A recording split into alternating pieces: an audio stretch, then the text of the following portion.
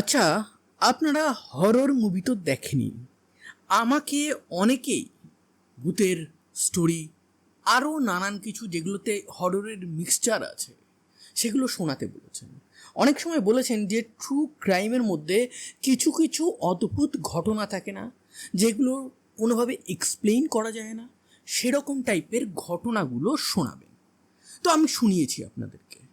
এবার এই যে হরর সিনেমা বা হরর স্টোরি আছে, এখানে কোনো একটা মানুষের সাথে খুব ভয়ঙ্কর কিছু ঘটে, কিন্তু কোনো মানুষ বা আপনারা কখনো কি ভেবেছেন যে আপনাদের সাথে যদি কখনো ইন রিয়েল লাইফ এরকম কিছু ঘটে, তাহলে আপনারা কি করে বাঁচবেন, কি করে নিজেকে সেভ করবেন, এবং যার জন্য আপনি ভয় পাচ্ছেন তাকেই আপনি চেনেন না। আজকে কেসির ঘটনা শোনাব। কেসির সাথে ঠিক এরকমই একটা হরর মুভির প্লট হয়েছিল। 1970-80 নাগাদ একটা মুভি বেরিয়েছিল, স্ক্রিম। পুরনো ভার্সানের কথা বলছি, নতুন যে মুভিগুলো এসেছে সেগুলোর কথা বলছি না। তো এই মুভিটা খুব ফেমাস হয়েছিল, অনেকের ফেভারিট হরর মুভিও এটা। ঠিক সেই রকমই এই কেসির জীবনেও একটা রাত আসতে চলেছিল, যে রাতে সে নিজেকে বাঁচানোর জন্য অনেক ট্রাই করেছিল। সে অনেকগুলো সংকেতও পেয়েছিল, কিন্তু সেই সংকেতগুলো না সে বুঝতে পারেনি। সিনেমা তো সিনেমার মতন হয়, রিয়েল লাইফে সেগুলো কি আর হয়? 22শে সেপ্টেম্বর 2006 আমেরিকার পোকা শহর। অ্যাকচুয়ালি পোকা শহর বলে কোনো শহর নেই, আমি জাস্ট একটা নামকে শর্ট করে নিয়েছি। নামটার আগে POCA ছিল, এই কারণে সেটাকে আমি পোকা শহর বলছি। যাই হোক, শহর খুব একটা এখানে ম্যাটার করে না, এখানে ম্যাটার করে পুরো স্টোরিটা, কীভাবে ঘটনাটা ঘটলো। এবার এই 22শে সেপ্টেম্বর কেসি সে তার স্কুলে গেছে, নিয়মিত যেমন স্টাডি হয় সেরকম স্টাডি করেছে।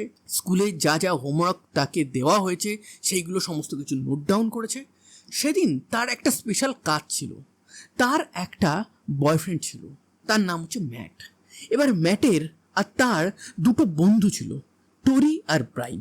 এবার এই চারজনের ব্যাপারে ভালো করে একটু এক্সপ্লেইন করা দরকার, কারণ এর আশেপাশেই পুরো ঘটনাটা ঘুরবে। কেসি এমন একটা মেয়ে যাকে ওই স্কুলের সবাই চেনে। সে সুন্দরী, পড়াশুনোতে ভালো, এক্সট্রা কারিকুলাম যত অ্যাক্টিভিটিস আছে তাতে সে পার্টিসিপেট করে এবং সবাই তাকে স্কুলে চায়।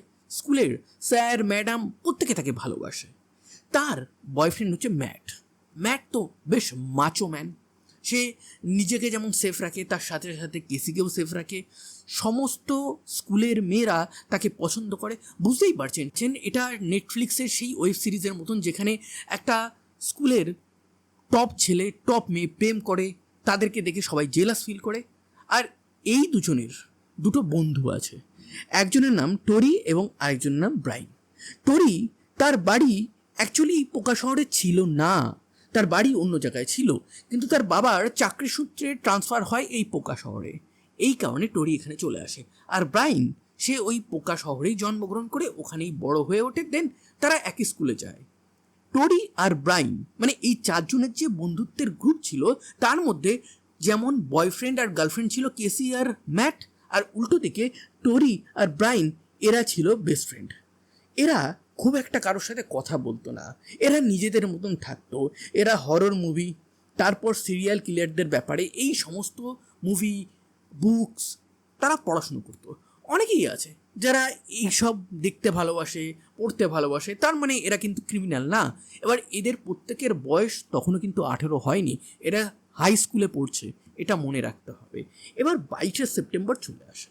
এই 22শে সেপ্টেম্বর কেসি আর ম্যাট স্কুল শেষ করার পর কেসির যে আঙ্কেল আর আন্টির বাড়ি আছে, যেটা তারা মাত্র 9 মাস আগে কিনেছিল, সেখানে যায়। তার কারণ কি, আন্টি আর আঙ্কেল তারা সেদিন ওখান থেকে একটা ট্যুরে গেছিল। তারা তো ট্যুরে গেছে, কিন্তু তারা বাড়িটাকে ফেলে রাখতে পারে না, তার কারণ ওই বাড়িতে 3টে বিড়াল আছে এবং 2টো কুকুর আছে। এদেরকে তো আর একা ছেড়ে রেখে যাওয়া যায় না, তো এই সমস্ত দায়িত্বটা তারা কেসির উপর দিয়ে যায়। এবার কেসি আর ম্যাট সেদিন বিকেলবেলা ওখানে গেছে। পুরো বাড়িটা কেসি ম্যাটকে ঘুরে দেখায়, বোঝায় যে এই বাড়িটা এই সময় কেনা হয়েছে, অনেক দাম ছিল, শখের বাড়ি, নানান কিছু। দেন তারা টিভি দেখতে শুরু করে, তার মধ্যে তারা খাবারও বানায়, খাবারও খায়। দেন ম্যাট কল করে তার দুই বন্ধুকে, যারা আবার বেস্ট ফ্রেন্ড ছিল একে অপরের, যাদের নাম হচ্ছে টোরি আর ব্রাইন। টোরি আর ব্রাইন যায়, তাদেরকেও কেসি পুরো বাড়িটা ঘুরে দেখায়, সমস্ত কথাবার্তা বলে। দেন একটা সময়ের পর টোরি আর ব্রাইন বলে, আমরা এখানে বোর ফিল করছি, আমরা না মুভি দেখতে যাব। তারা ম্যাট আর কেসিকে বলেও যে তোমরা কি মুভি দেখতে যাবে? তখন ম্যাট আর কেসি বলে যে না, আমরা মুভি দেখতে যাব না, আমরা এখানে বসেই কোয়ালিটি টাইম স্পেন্ড করব, দেন আমি হয়তো বাড়ি চলে যাব আর এখানে স্টে করব। তারপর এই সমস্ত কথা শুনে টোরি আর ব্রাইন তারা মুভি দেখতে চলে যায়। বেশ খানিকক্ষণ কেটে গেছে, হঠাৎ করেই বেসমেন্ট থেকে কিছু একটা ভাঙার আওয়াজ আসে, এবং এই আওয়াজটা শুনে কেসি আর ম্যাট বেশ ভয় পেয়ে যায়। কিন্তু তারাও তো হরর মুভি দেখতো, এই কারণে তারা ভুল করেও বেসমেন্টে যাওয়ার চেষ্টা করেনি। তারা চুপচাপ রুমের মধ্যে বসে আছে, রুমের দরজাটা তারা লক করে দিয়েছে, টিভির সাউন্ডটা তারা বাড়িয়ে দিয়েছে। তাদের তো ভয় লাগছে, কিন্তু তারা দুজনেই ডিসকাস করে মনে মনে ভাবে, যেহেতু এই বাড়িতে 3টে পোষ্য বিড়াল আছে, 2টো পোষ্য কুকুর আছে, সেই ক্ষেত্রে তারা কি কেউ এসব করছে? এবার এই পোষ্য বিড়াল এবং পোষ্য কুকুর তারা আছে পাশের রুমে। এবার পাশের রুমে গিয়ে কেসি আর ম্যাট যে চেক করবে সেটার সাহসও তাদের নেই। এরপরে আরও 10-15 মিনিট কেটে যায়। দেন আরও কিছু একটা আওয়াজ হয়, হঠাৎই লক দরজাটা কেমন যেন একটা খুলে যায়, এবং দরজার দিকে তারা তাকাতেই তারা দেখে ওই বাড়ির যে 2টো কুকুর আছে তারা ওই রুমের মধ্যে এন্ট্রি নেয়। তারা একটু শান্তি পায় যে না হোক, এরা অন্তত চলে এসেছে। তার 1-2 মিনিট পর ওই বাড়ির 3 পোষ্য বিড়াল তারাও ওখানে চলে আসে, এবং এই 5 পোষ্যই ম্যাট আর কেসির সামনে বসে পড়ে। অ্যান্ড তারা যেন কিছু একটা তাদেরকে বলতে চাইছে, কিন্তু তারা বুঝতে পারে না। তারা ভাবে এই 5 পোষ্য হয়তো পেটিং চাইছে, তো তাদেরকে ডেকে ম্যাট আর কেসি একটু আদর করে। দেন হঠাৎই কারেন্ট চলে যায়। 2006 সাল হলেও কারেন্ট যাওয়া সেই সময়ও আমেরিকাতে খুব একটা স্বাভাবিক ছিল না। তো এই ক্ষেত্রে যখন কারেন্টটা চলে যায় তখন তারা একটু ভয় পেয়ে যায়। তারা বেসমেন্টে গিয়ে চেক করবে যে কারেন্টটা কেন গেল, ফিউজ উড়ে গেল কিনা। এইসবের সাহস কেসি আর ম্যাটের মোটেও নেই। তারা চুপচাপ ওখানে বসে থাকে। মিনিট 15 কেটে যায়, তারপর হঠাৎই আবার কারেন্টটা ফেরত চলে আসে। দেন তারা একটু স্বস্তির নিঃশ্বাস ফেলে। তারপর তারা টিভি দেখতে শুরু করে। তারপর তেমন আর কোনো প্রবলেম হয়নি। দেন হঠাৎই ল্যান্ডলাইনে ম্যাটের মা ফোন করে। ম্যাটের মা জানতো ম্যাট কেসির সাথে এই সন্ধ্যাটা কাটাবে। হ্যাঁ, মডার্ন সোসাইটি তাদের ছিল, গার্লফ্রেন্ডের বাড়িতে গিয়ে টাইম কাটাবে, সেটা বয়ফ্রেন্ডের মা জানে। এনিওয়ে, ম্যাটকে তার মা বলে চলে আসতে, কিন্তু ম্যাট বলে, মা আমি কি আজকের রাতটা কেসির সাথে থেকে যেতে পারবো? তার মা বলে যে না, একদমই না, আমি এটা অ্যালাউ করতে পারবো না। তখন ম্যাট বলে কেসি একা থাকতে ভয় পাবে, ওরা আঙ্কেল আন্টি আজকে আসবে না, তারা মোস্ট প্রবাবলি কালকে সকালবেলা বা দুপুরবেলা আসবে, তো সেই ক্ষেত্রে আমি থেকে যাই না। তখন ম্যাটের মা বলে যে আমি তো তোমাকে থাকতে দিতে পারবো না, কিন্তু কেসি যদি আমার কাছে আসতে চায়, আমাদের সাথে থাকতে চায়, দেন তুমি ওকে নিয়ে আসো, কোনো প্রবলেম নেই। কিন্তু কেসি বলে যেটা আমার পক্ষে যাওয়া সম্ভব হবে না। কেন? বাড়িতে 5 পোষ্য আছে, তাদের দেখভাল করার জন্যই তো আমি এখানে আছি, তাদের খাবার খেতে দিতে হবে, এবং তারা একা থাকতে পারবে না। ম্যাট যেতে চাইছিল না, কিন্তু যেহেতু তার মা বারণ করে দিয়েছে সেহেতু তাকে যেতেই হবে। অ্যান্ড ম্যাট বলে যে আমি বাড়ি পৌঁছেই তোমাকে কল করব, তুমি ভয় পেও না, চিন্তা করো না, অ্যান্ড কোনো প্রবলেম হলে আমাকে কল করো, যত রাতই হোক না কেন আমি চলে আসবো। এই ভরসায় ম্যাট বেরিয়ে যায়, কেসি একা থাকে।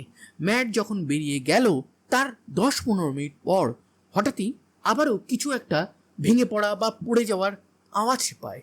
সব আওয়াজটাই বেসমেন্ট থেকে আসছে। তার একা তো বেসমেন্টে যাওয়ার কোনো রকম কোনো সাহসই নেই। এই মুহূর্তে আবারও সে দেখে তার ওই বাড়ির 5 পোষ্য তারা যেন কিছু একটা দেখেছে। তারা কি ভূত দেখেছে? তারা ভয় পেয়ে চুপচাপ কুকড়ে টিভির সাইডে একটা সোফার উপর শুয়ে আছে, একসাথে শুয়ে আছে, যেন তারাও ভয় পেয়ে গেছে। তারা বুঝতে পেরেছে কিছু যেন একটা বাজে এই বাড়িতে, এই ঘরে হতে চলেছে। হঠাৎই দরজায় একটা নক, অ্যান্ড সে দেখে সে যে রুমে বসে আছে সেই রুমের দরজা তো খোলা। তাহলে নক কোন দরজায় হলো? আবার নক নক, আওয়াজ হলো। এটা সে বুঝতে পারে বেডরুমের দরজায় কেউ একটা নক করছে।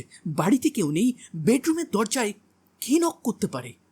এবার সে বাধ্য হয়েই চুপচাপ উঠে যায় বেডরুমের দরজায় কে আছে। সে নিজের ঘরের জাস্ট সামনে দাঁড়িয়েই দরজা ধরে চুপচাপ বলে, যে আছো চুপচাপ বেরিয়ে যাও। তোমরা যদি কোনো রকমভাবে আমাকে কোনো ক্ষতি করার ট্রাই করো, আমিও ছাড়বো না। আমার কাছে এটা আছে, যে সেটা আছে, আমিও ক্যারাটে জানি। এই সমস্ত জিনিস কেসি ভয় দেখানোর জন্য বলতে শুরু করে। অ্যান্ড দেন হঠাৎই অন্ধকার ভেদ করে দুজন আসে এবং তার উপর ঝাঁপিয়ে পড়ে। ব্যাস, আর কোনো আওয়াজ নেই। তারপর দুজন ব্যক্তি ওই বাড়ি থেকে চুপচাপ বেরিয়ে যায়। কেসি রক্তাক্ত অবস্থায় তার আঙ্কেল এবং আন্টির সেই নতুন বাড়ির মেঝেতে পড়ে আছে। রক্ত সারা ঘরে ছড়িয়ে পড়েছে। পাঁচ পোষ্য তারা একদম শক পেয়ে গেছে। তারা ঘরের একটা কোণে চলে গেছে। এরপরে ম্যাট তো বলেছিল সে বাড়ি গিয়ে কেসিকে ফোন করবে। সে কেসিকে ফোন করতে থাকে, কিন্তু কেসি আর ফোন ধরে না। সে অবাক হয়ে যায়। এর পরের দিন দুপুরবেলা, যতক্ষণ না কেসিকে কেউ ডিসকভার করবে তার আগে ম্যাট অলরেডি 15 বার ফোন করেছিল। কেসি স্কুলেও আসেনি। এটা দেখে ম্যাট তার দুই বন্ধু, মানে যারা একে অপরের বেস্ট ফ্রেন্ড ছিল, টোরি আর ব্রাইন, যারা আগের রাতে ওই কেসির আঙ্কেল আন্টির বাড়িতে ছিল, তাদেরকে বলে যে চলো না একবার একটু কেসির বাড়িতে যাই। ও ফোন ধরছে না কেন, ও কেন স্কুল আসেনি? দেন টোরি বলে, আমার গাড়ির তেল শেষ হয়ে গেছে, তেল ভরাতে হবে, এবং স্কুলের পর আমি টাইমে পাবো না, আমার একটা জায়গায় যাওয়ার আছে। তো সেই সময় এই পুরো প্ল্যানটা ক্যান্সেল হয়ে যায়। দুপুর নাগাদ কেসির আন্টি, আঙ্কেল এবং তাদের মেয়ে তারা বাড়িতে এন্ট্রি নিয়েই তারা দেখতে পায় দরজা খোলা। বাড়ির অনেক কিছু অগোছালো এবং সেটা দেখে তারা ভয় পেয়ে যায়। তারা কেসির নাম ধরে ডাকতে থাকে। তাদের 5 পোষ্য তাদের কাছে চলে আসে। তাদের হাতে পায়ে তারা রক্ত দেখতে পায়। দেন ভয় পেয়ে যায়। তারা যেই না এন্ট্রি নেয় ঘরের মধ্যে, অমনি আঙ্কেল আন্টির যে মেয়ে আছে সে দেখতে পায় একটা বডি মেঝেতে পড়ে আছে এবং সেই বডির থেকে রক্ত বেরোচ্ছে। তখনও দিন সে চিৎকার করে ওঠে। আঙ্কেল আন্টি আসে, তারা দেখে যে কেউ একটা পড়ে আছে। তারা ভালো করে দেখে বুঝতে পারে ওটা কেসি, এবং কেসির হয়তো আর প্রাণ নেই। তারা সঙ্গে সঙ্গে পুলিশ অ্যাম্বুলেন্সকে ফোন করে। পুলিশ অ্যাম্বুলেন্স ওখানে চলে আসে। এসে তারা বডিটা উদ্ধার করে ময়না তদন্তের জন্য পাঠিয়ে দেয়। ময়না তদন্তের রিপোর্ট জাস্ট 2 দিন পর আসে এবং সেই রিপোর্টটা ওই পোকা শহরকে রীতিমতন কাঁপিয়ে দেয়। পোকা শহরে আগে কোনোদিন এরকম বিভৎস ক্রাইম হয়নি। ময়না তদন্তের রিপোর্টে ক্লিয়ারলি বলা হয় কেসিকে নিয়ার অ্যাবাউট 30 থেকে 35 বার আঘাত করা হয়েছে এবং প্রত্যেকটা আঘাত এত ভয়ঙ্কর ছিল যে কেসির অবস্থা একদম যাতাতারা করে দিয়েছে। এবার সব থেকে বড় কথা যে কেসিকে ওই রাতে মারল কে? কেসিকে ওই রাতে ওইভাবে ভয় দেখালো কে? বেসমেন্টে সেদিন কে ছিল?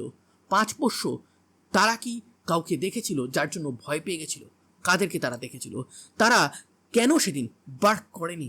কেন এই 5 পোষ্য যাদের দেখার শক্তি, মনে রাখার শক্তি, গন্ধ শোকার শক্তি, চেনার শক্তি সমস্ত কিছুতেই মানুষকে টপকে যায়, তারা কেন সেদিন ভয়ে কুঁকড়ে ছিল? এই সমস্ত কিছুর কোশ্চেন পুলিশকে খুঁজতে হবে। পুলিশ প্রথম জিজ্ঞাসাবাদ করে ম্যাটকে। ম্যাট সেই রাতে ছিল। ম্যাট সেই সন্ধ্যা, সেই রাত সে কি করে ওই বাড়ি থেকে চলে গেল, তারপর সে ফোন করেছিল, সমস্ত কিছু বলে।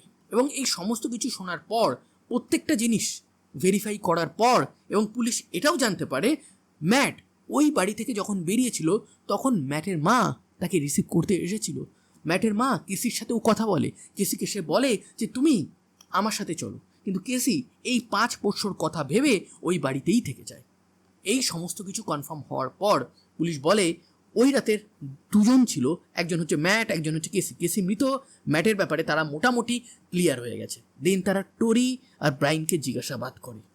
টোরি আর ব্রাইন বলে ম্যাটকে আপনারা জিজ্ঞাসা করুন, তারা একসাথে টাইম স্পেন্ড করছিল, দেন আমরা না বোর ফিল করি, দেন আমরা ওখান থেকে বেরিয়ে মুভি দেখতে চাই, আমাদের কাছে টিকিটও আছে। এবং এই জায়গাতে না পুলিশের একটা সন্দেহ হয়। সাধারণত ইয়ং ছেলেপুলে সিনেমার টিকিট দেখে তারা থোড়ি আর জমিয়ে রেখে দেয়, তারা ফেলে দেয়, কিন্তু এই ক্ষেত্রে টোরি আর ব্রাইন দুজনেই এই জিনিসটাকে রেখে দিয়েছে। একজন রাখলে তাও বোঝা যেত তারা কি সিনেমার টিকিট কালেকশন করে, না সেরকম কিছু পুলিশের হাতে লাগেনি। তো পুলিশের এই সন্দেহ হওয়াটা ভেরি স্বাভাবিক। তারা ভালো মতন কোশ্চেনিং করে। প্রথমে টোরি আর ব্রাইনকে তারা একসাথে বসিয়ে জিজ্ঞাসা করে। টোরি আর ব্রাইন যা বলছিল একসাথে একভাবে বলছিল, তারা কেসির ব্যাপারে দুঃখ প্রকাশ করছিল। দেন পুলিশের না ইনভেস্টিগেশন মাইন্ডটা একটু খুটখুট করে। তারা টোরি আর ব্রাইন দুজনকেই আলাদা আলাদা করে জিজ্ঞাসাবাদ করে এবং টোরিকে বলে, আচ্ছা টোরি, তোমরা তো কালকে মুভি দেখতে গেছিলে, কি মুভি দেখতে গেছিলে একটু বলবে, মুভির ব্যাপারে একটু ডিটেল দেবে? দেন টোরি মুভির কোনো নামই বলতে পারে না। এই জায়গাতে পুলিশ বলে যে তোমরা কালকে মুভি দেখতে গেলে, কিন্তু মুভির নামই বলতে পারছো না, ডিটেল তো ছেড়ে দাও। দেন তারা ব্রাইনকে জিজ্ঞাসাবাদ করে। ব্রাইনকে বলে, আচ্ছা মুভি কোনটা দেখছিলে তোমরা? তখন ব্রাইন বলে, আমরা পালস মুভি দেখছিলাম। তখন পুলিশ বলে, আচ্ছা পালস মুভিটা একটু ডেসক্রাইব করো তো, আমরা অনেক কাল কাজের চাপে সিনেমা দেখতে পাই না, তো পালস মুভিটা একটু কেমন হয়, একটু স্টোরি টেলিংটা করো। দেন ব্রাইন একদম চুপ হয়ে গেছে, সে কিছু বলতেই পারছে না। এইবার হঠাৎ করেই পুলিশ ভাবে যে এরা যা বলছে আধা অধুরা বলছে, এদের উপর তো সন্দেহ হচ্ছে, এরা লাস্ট টাইম এসিকে দেখেও ছিল, এদের কাছে খুন করার অনেক কিছু থাকতেও পারে, ইচ্ছা থাকতে পারে, কে কী রকম কি মাইন্ডসেট নিয়ে আছে সেটা তো আমরা জানি না, এরা তো ইয়ং, তো এদেরকে একটু ভাঙতে হবে। এবার এদের না সাইকোলজিক্যালি ভাঙতে হবে। তখন এদেরকে না একে অপরের উপর দোষ চাপিয়ে দেওয়া হয়। তখন একবার পুলিশ টোরিকে বলে যে জানো তো ব্রাইন বলছে যে তুমি নাকি খুন করেছো, আবার ব্রাইনকে বলছে জানো তো টোরি বলছে তুমি নাকি খুন করেছো। এইভাবে এক এক করে জিজ্ঞাসা করতে থাকে। দেন হঠাৎই তারা ব্রাইনকে বলে যে ব্রাইন, টোরি তোমাকে কি বাধ্য করেছে এই জিনিসটা করতে? তখন ব্রাইন বলে না না। তখন পুলিশ বলে যে দেখো, ভেবে দেখো, কিন্তু আমাদের এটাই মনে হচ্ছে এই টোরি খুন করেছে, তোমাকে ফাঁসাচ্ছে। তখন ব্রাইন বলে যে হ্যাঁ, ওই রাতে আমরা গেছিলাম, কিন্তু আমি খুন করিনি, টোরিই সমস্ত কিছু করেছে। তখন ব্রাইনকে বলা হয় যে তুমি কিচ্ছু করোনি, তোমাকে কোনো প্রেশার দেয়নি ও। তখন হঠাৎ করেই ব্রাইন বলতে শুরু করে, হ্যাঁ টোরি আমাকে প্রেশার দিয়েছিল, আমি যদি কেসিকে না মারতাম তাহলে টোরি হয়তো আমাকেও মেরে দিত, ও তো কেসিকেও মেরেছে। টোরিকে যখন জিজ্ঞাসা করা হয় তখন টোরি বলে যে ব্রাইন সমস্ত কিছু মিথ্যা বলছে, ব্রাইনই সমস্ত কিছু করেছে, আমি জাস্ট ওর সাথে ছিলাম, আমাকে ছেড়ে দিন, এই সমস্ত কিছু বলতে থাকে। এবার মোটামুটি তারা স্বীকার করে নিয়েছে। পুলিশ প্রমাণ জোগাড় করা শুরু করে। এবার প্রমাণটা কোথা থেকে জোগাড় করবে? টোরি আর ব্রাইনকে বলে, আচ্ছা খুন করার যে ছুরি আছে, বাদবাকি যত জিনিস আছে, তোমরা গ্লাভস পরেছিলে, তোমরা ড্রেস পরেছিলে, সেই সমস্ত কিছু কোথায় রেখেছো? একটা জায়গায় দেখায়, সেই জায়গাতে সমস্ত কিছু মাটির তলা থেকে পুলিশ উদ্ধার করে। এবার এই যে প্ল্যান আছে, এই যে সমস্ত কিছু আছে, এর প্ল্যানিংটা কিন্তু সেই দিন করেনি তারা। এই প্ল্যানিংটা বেশ কয়েক মাস আগে থেকেই তারা করছিল। তারা এই সমস্ত জিনিস নিয়ে ভিডিও বানাতো। অ্যাকচুয়ালি এরা হরর মুভি, সিরিয়াল কিলিং সমস্ত কিছু এসব দেখতে ভালোবাসতো। এবার এরা একদিন ভাবে তারা খুন করবে, মানে হয় না লোকে সরকারি চাকরি ক্র্যাক করবে, কেউ প্রধানমন্ত্রী হবে, এরা ভাবে আমরা খুন করব। যাই হোক, এবার অগস্ট মাসে এক ফ্রেন্ডকে তারা বলে যে একটা চাকু কিনতে হবে। চাকুটা কেন কিনবো? ওই জাস্ট শোকেসের জন্য নিজেদের কালেকশনে রাখবো। তারা ভিডিও রেকর্ড করে এবং সেই ভিডিও রেকর্ডে তারা বলে যে আমরা একজনকে খুন করব, এবং সেই ব্যাপারে তারা ডিটেলসে ডিসকাশনও করে। 21শে সেপ্টেম্বর তারা আরেকটা ভিডিও পাঠায়, সেখানে তারা একটা মেয়ের কথা বলে, সেই মেয়েটাকে তারা খুন করবে টার্গেট করেছে, এবং তারা এটাও বলে ভিডিওতে যে খুন করলে তাদেরকে যেন শাস্তি না দেওয়া হয়। কেন শাস্তি দেওয়া হবে না? যদি কোনো একটা জিনিস নিষিদ্ধ করা হয়, সেই জিনিসটা করা খাওয়ার পিছনে মানুষের বেশি আবেগ কাজ করে, তো এই ক্ষেত্রে খুনের বদলে সাজা হয়, এই কারণে মানুষ আরও বেশি বেশি করে খুন করে। কি অদ্ভুত যুক্তি ছিল এদের! এরা স্কুলও পার হয়নি, কিন্তু মাথার মধ্যে এই সমস্ত পোকা ঢুকছে। এরপরে তারা ভাবে ম্যাট আর কেসিকে তারা কিল করবে। ওই স্কুলে আড়ি পাতলে শোনা যায় ব্রাইন নাকি কেসিকে পছন্দ করত, এই কারণে তারা ম্যাটকেও বেশ অপছন্দ করত, কিন্তু এটা কেসি আর ম্যাট জানতো না এবং তাদেরকে এরা দুজন বুঝতেও দিত না। এরপরে তারা ডেট ঠিক করে 22শে সেপ্টেম্বর করবে। 21শে সেপ্টেম্বর প্ল্যান হয়ে গেছিল। এবার যখন তারা ওই বাড়িতে যায়, তারা পুরো বাড়িটা দেখে, বেসমেন্টটা দেখে, বেসমেন্টের দরজাটাও তারা খুলে রাখে, কী করে প্ল্যানটা এক্সিকিউট করবে সমস্ত কিছু করে। তার আগে তারা ভাবে অন্য একটা মেয়েকে মেরে তারা কি ট্রায়াল করবে, কিন্তু সেই মেয়েটা কখনো বাড়িতে একা থাকতো না, এই কারণে তাকে তারা একদমই মারতে পারেনি। দেন 22 তারিখ আসে, সন্ধ্যেবেলা এই সমস্ত কিছু হওয়ার পর তারা মুভি দেখতে যায়। অ্যাকচুয়ালি মুভি দেখতে তারা যায়নি, তারা গেছিল পুরো প্ল্যান করতে। তারা পুরো প্ল্যান করে, তারা ভাবে ম্যাট আর কেসি দুজনকেই একসাথে লেপটে দেবে। তারা জানতে পারে ম্যাট বাড়ি থেকে বেরিয়ে গেছে। ম্যাট সেদিন ফোনও করেছিল এই ব্রায়ান আর টোরিকে তারা কোথায় সেটা জানার জন্য। তখন তারা ফিসফিস করে কিছু একটা বলেছিল, সেটা ম্যাট বুঝতে পারেনি। অ্যাকচুয়ালি তারা হয়তো সেই সময় অলরেডি কেসির বাড়িতেই ঢুকে গেছিলো।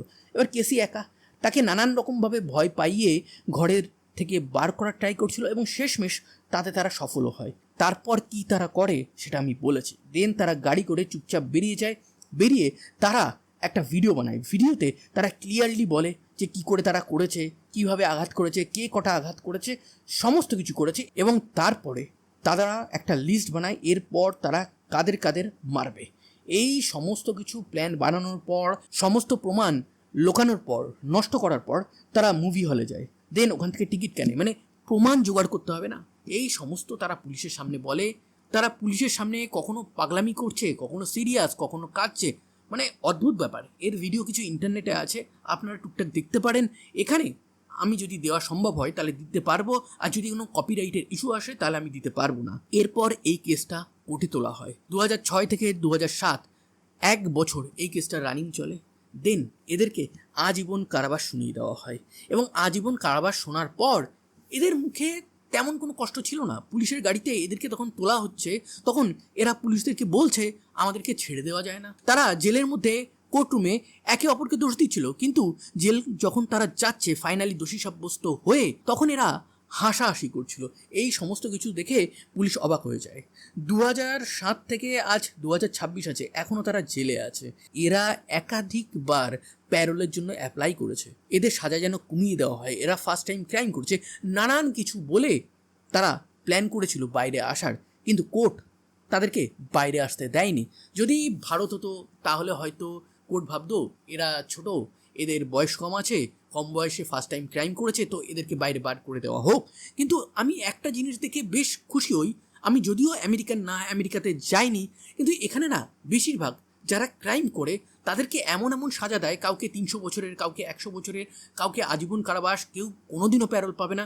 তো মোটামুটি ক্রাইম করে এরা জেলে থাকে, জেল থেকে আর বেরোতে পারে না। তো আপাতত এরা এখনও জেলে আছে এবং আশা করা যাচ্ছে এরা যেন যতদিন বাঁচে তারা জেলেই থাকবে। কিন্তু যেহেতু এদের বয়সটা কম ছিল সেই সময় যখন তারা ক্রাইম করেছিল এবং দীর্ঘ টাইম এরা জেলে যেহেতু কাটিয়েছে, হঠাৎ করে হয়তো কোনো একদিন এরকমও নিউজ শুনতে পারেন যে এদেরকে ছেড়ে দেওয়া হয়েছে বা প্যারোল দিয়ে দেওয়া হয়েছে। সেটা বেশ আফসোসের ব্যাপার হবে। এখানে বেচারা কেসি, তার কোনো দোষ ছিল না, সে বেকার জাস্ট এক্সপেরিমেন্ট এই টোরি আর ব্রাইন করলো, যার ফলে তার মৃত্যু হলো। যাই হোক, এরপর কেসির ফ্যামিলির কি হলো? আঙ্কেল আন্টি, তার মা, তার স্টেপ ড্যাড সবাই রীতিমতন অবসাদে মুখে যায়। ওই ফ্যামিলির একাধিক মেম্বার তারা নিজেদেরকে শেষ করারও প্ল্যান করেছিল। এনিওয়ে, তারা এখন কোনো মতে বেঁচে আছে। আর এই ঘটনায় যদি কোনো আপডেট আসে, স্পেশালি টোরি আর ব্রাইনের ব্যাপারে, দেন আমি জানাবো। অ্যান্ড ম্যাট আস্তে আস্তে মুভ অন করে, কিন্তু সেও মাঝে মাঝেই অবসাদে ভোগে এবং মাঝে মাঝেই তার কেসির কথা মনে পড়ে। তো এই ছিল আজকের একটা দুঃখজনক and very interesting true crime ঘটনা। এইরকম রিয়েল লাইফ ট্রু ক্রাইম ঘটনা ইন স্টোরি ফরম্যাটে যদি আপনারা শুনতে চান তাহলে অবশ্যই আমার চ্যানেলটিকে সাবস্ক্রাইব করবেন। সাবধানে থাকবেন, সতর্ক থাকবেন এবং অনেক আনন্দে থাকবেন। আবার দেখা হবে নতুন কোনো এক ভেরি ইন্টারেস্টিং ট্রু ক্রাইম ঘটনার সাথে। আমি আগের ঘটনাতেই বলেছিলাম, আগের ভিডিওতেই বলেছিলাম যে আমার লাইটিং সেট আপটা পুরো খারাপ হয়ে গেছে, তো এই কারণে আমার কয়েকদিন টাইম লাগবে পুরোটা একদম রিস্টোর করতে। তো এই ভিডিওটা আপনারা ভয়েস ওভারে দেখছেন, ফেস ক্যাম ভিডিও হয়তো এর পরেরটাতেও আসবে না, দেন তারপরের video most probably face cam আমি করতে পারবো।